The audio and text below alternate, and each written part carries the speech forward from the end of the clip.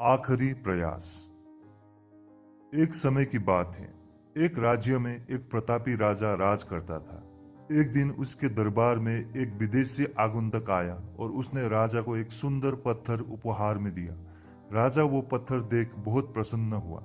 उसने उस पत्थर से भगवान विष्णु की प्रतिमा का निर्माण कर उसे राज्य के मंदिर में स्थापित करने का निर्णय लिया और प्रतिमा निर्माण का कार्य राजा के महामंत्री को सौंप दिया। महामंत्री गांव के सर्वश्रेष्ठ मूर्तिकार के पास गया और उससे वो पत्थर देते हुए बोला, महाराज, मंदिर में भगवान विष्णु की प्रतिमा स्थापित करना चाहता है। 7 दिवस के भीतर इस पत्थर से भगवान विष्णु की प्रतिमा तैयार कर राजमहल पहुंचा देना। इसके लिए तुम्हें 50 स्वर्ण मुद्राएं दी जाएगी। 50 स्वर्ण मुद्राओं की बात सुनकर मूर्तिकार खुश हो गया और महामंत्री के जाने के उपरांत प्रतिमा का निर्माण कार्य प्रारंभ करने के उद्देश्य से अपने औजार निकाल लिए। अपने औजारों में से उसने एक हथौड़ा लिया और पत्थर तोड़ने के लिए उस पर हथौड़े से वार करने लगा, किंतु पत्थर जस का तस रहा। मूर्तिकार के हथौड़े के कई वार पत्थर पर किए, किंतु पत्थर नहीं टूटा।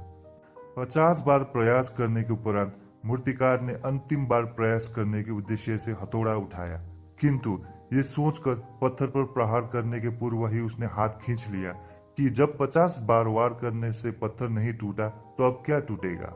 वो पत्थर लेकर वापस महामंत्री के पास गया और उसे ये कहा वापस आ गया कि इस पत्थर को तोड़ना नामुमकिन है, इसलिए इससे भगवान विष्णु की प्रतिमा नहीं बन सकती।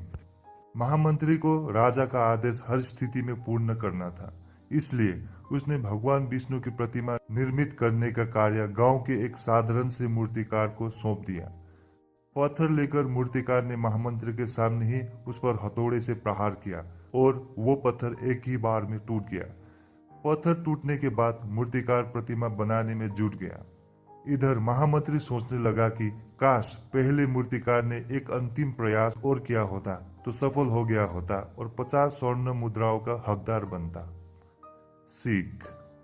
दोस्तों, हम भी अपने जीवन में ऐसी परिस्थितियों से दो चार होते रहते हैं। कई बार किसी कार्य को करने के पूर्व या किसी समस्या के सामने आने पर उसका निराकरण करने के पूर्व ही हमारा आत्मविश्वास डगमगा जाता है और हम प्रयास किए बिना ही हार मान लेते हैं। कई बार हम एक दो प्रयास में असफलता मिलने पर आगे प्रयास करना छोड़ देते हैं, जबकि हो सकता है कि कुछ प्रयास और करने पर कार्य पूर्ण हो जाता या समस्या का समाधान हो जाता। यदि जीवन में सफलता प्राप्त करनी है तो बार बार असफल होने पर भी तब तक प्रयास करना नहीं छोड़ना चाहिए जब तक सफलता नहीं मिलती है।